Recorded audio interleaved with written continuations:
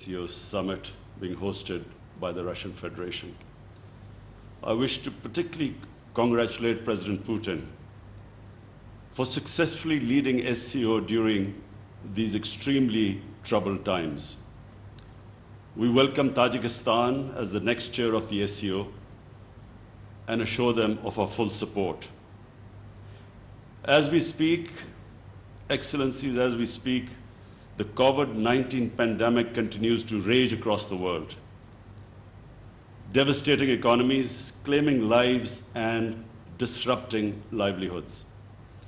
Over 50 million people have been affected by the virus, and more than 1.2 million people have lost their lives. The devastating impact of the virus has affected all aspects of human interaction, and especially public health and the global economy. While progress has been reported in vaccine research, it is unclear as to when the vaccine will become universally available.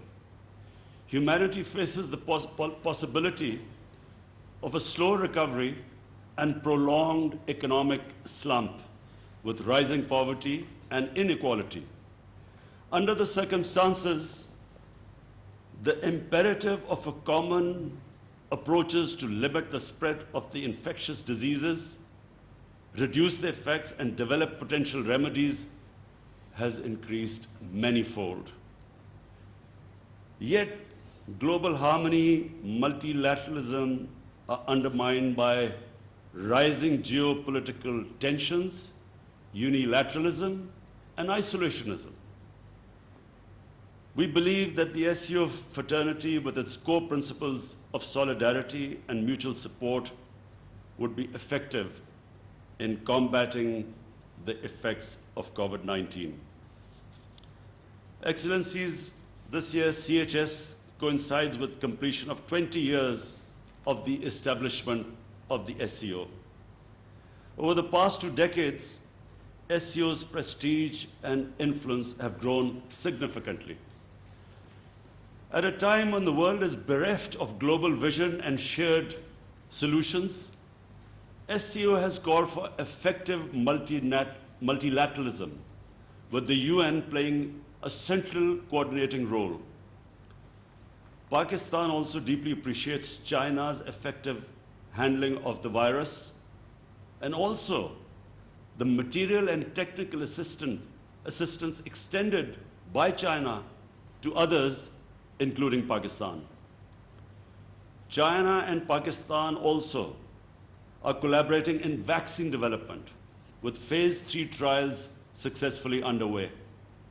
On its part, Pakistan is open to sharing its own experience in effectively combating the pandemic and keeping the total cases and fatalities relatively low.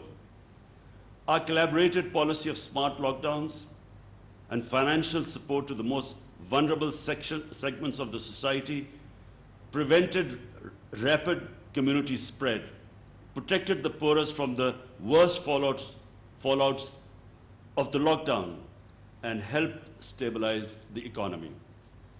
Our aim has been not only to save people from the virus, but also save people from dying of hunger.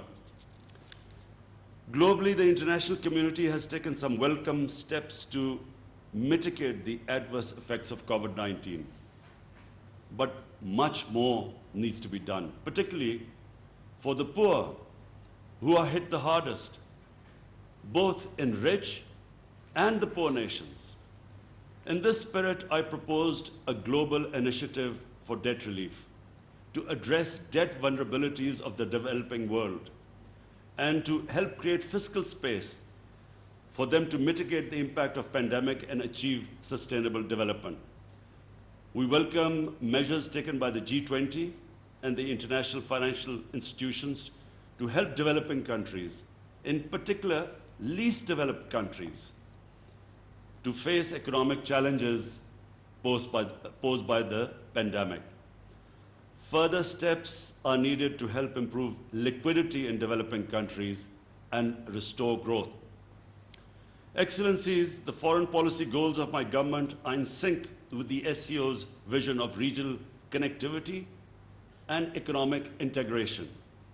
SCO is destined to play a pivotal role in the emerging confluence between the Belt and Road Initiative and Eurasian Economic Union. Pakistan's geographical location provides it an ideal opportunity to crystallize the benefits accrued from the process. The China-Pakistan Economic Corridor, the flagship project of BRI, is poised to play a vital role in this regard. Excellencies, the Shanghai Cooperation Organization was established to ensure security and maintain stability across the vast Eurasian continent. Join forces to counter emerging challenges and threats, and enhance trade as well as cultural cooperation. SCO stands for strict observance of this principle and the principles of the UN Charter, such as equality and sovereignty of states, respect for territorial integrity, sanctity of borders, non-aggression, non-use or threat of force, and people's right for self-determination. On the occasion of the 75th anniversary of the United Nations, we strongly support the central role of the United Nations in maintaining international peace and security and advancing global sustainable development. We stress the importance of faithfully implementing UN Security Council resolutions for peaceful solutions of outstanding disputes to create an environment of stability and cooperation.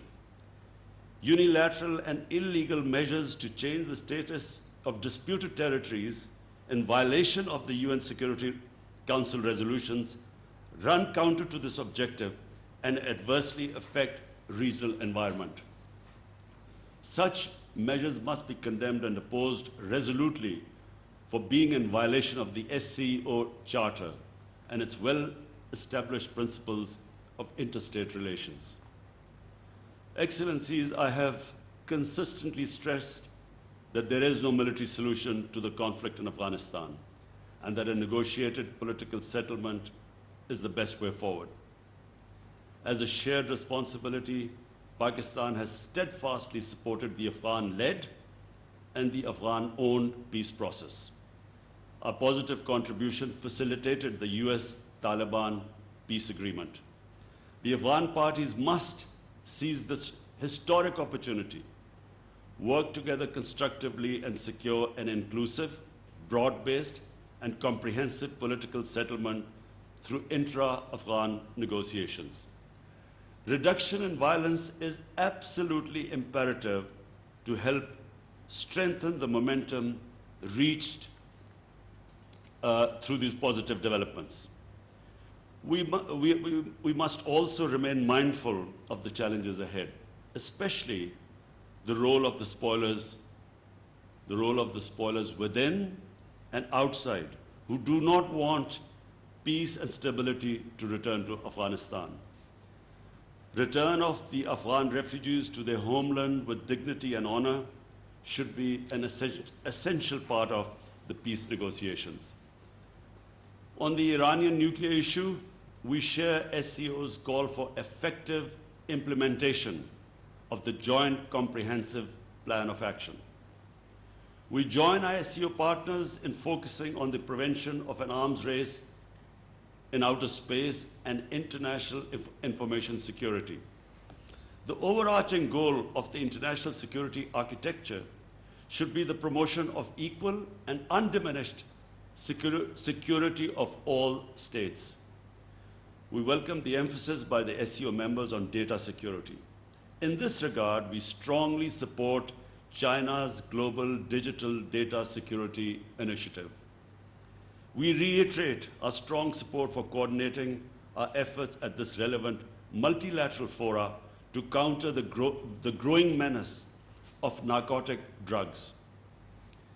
Excellencies, Pakistan has been in the forefront of the struggle against terrorism.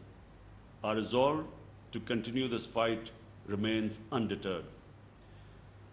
We believe it is wrong to use terrorism-related allegations as a political tool to malign and target any country, religion, or race. It's critical to address the scourge of terrorism in all its forms and manifestations, including state terrorism perpetrated against people living under foreign occupation and disputed territories. As we commemorate the 75th anniversary of the defeat of Nazism and fascism during the Second World War, we must learn lessons from history and work to ensure against the resurgence of such destructive ideologies. We must also continue to steadfastly oppose extremist and xenophobic tendencies, including racist ideologies inspired by neo-Nazism and Islamophobia. We must resolutely oppose divisive policies based on prejudice and discrimination, and focus on building interfaith and cross-cultural bridges. It is imperative that willful provocations and incitement to hate, especially on religious grounds, are universally outlawed. Deliberately insulting religions and sacred religious symbols provokes hatred and violent extremism, leading to further polarization and fragmentation of humanity. Therefore, SCO members should continue to call for mutual respect of all religions and beliefs, and for fostering a culture of peace, fraternity, and harmony. Excellencies, my government is particularly focused on providing relief to the poor segments of the society. And this inspiration we have got from the way China raised 700 million out of poverty in the last 30 years. In this context, we thank all members of supporting our initiative for establishing an SCO special working group on poverty alleviation. We must pool our efforts to fight the threat posed by climate change. It is important that all commitments made in the Paris Agreement on climate change are fulfilled. In particular, the commitment to mobilize $100 billion annually as climate finance. On its part, Pakistan is making renewed efforts to mitigate adverse effects of climate change. We have launched an ecosystem restoration initiative. I repeat, ecosystem restoration initiative, which includes the planting of 10 billion trees in the next 3 years. Fighting corruption and economic crimes is another important area of focus for my government. We welcome SCO's emphasis on strengthening international cooperation in fighting these menaces. We must firmly oppose illicit financial flows from developing countries, which impoverish these nations and severely retard their development endeavors. Efforts must be made to bring back the stolen wealth to enable the affected nations realize their legitimate aspirations for development and a hopeful future. I would like to express Pakistan's gratification on becoming a member of the SCO Youth Council. With 65% of our population under the age of 30, Pakistan highly values cooperation in tapping the immense potential of our youth and involving them in the socio-economic uplift of our societies. Excellencies, going forward, I would like to make 6 specific proposals aimed at galvanizing our mutually beneficially, result-oriented efforts through the SCO platforms. First, we should create an SCO knowledge bank of best practices to fight COVID-19 in order to guide us through the second wave and beyond. Second, we should work out a strategy as an SCO action plan to mitigate the effects, the adverse effects on the economy of COVID-19. And it should be short-term, medium, and long-term, including by prioritization an SCO unified framework for emergency preparations developed in consultation with the WHO. Number 3, we should take a united stand that the COVID-19 vaccine must be viewed as a global public good, affordable and accessible to all. 4th, we should call for more measures by G20 to meet common challenges like climate change, deteriorating environment, widening inequality within and among nations, poverty, disease, hunger and sustainable development, and above all, the illicit movement of money from developing world to offshore bank accounts to rich countries, which is devastating the developing world. 5th, we should formulate a multi-year SCO youth strategy with a focus on building partnerships among educational institutions. 6th, we should develop SCO partnership for technology, offering scholarships and exchange programs for youth in the scientific field. I wish this meeting all the success. Thank you.